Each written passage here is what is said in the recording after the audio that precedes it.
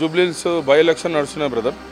Present ఏముందనంటే Maganti Gopinath గారు, స్వర్గస్థులు మాగంటి గోపీనాథ్ గారు జనం కోసం బతికే మనిషి ఆయన. జనం కోసం మనం కోసం జనం అని సిద్ధాంతంతో పోతున్నారు ఆయన. ప్రస్తుతానికైతే మేము ప్రెసెంట్ ఉన్న మాట చెప్తున్నాం, బీఆర్ఎస్ ఓటు వేయాలి.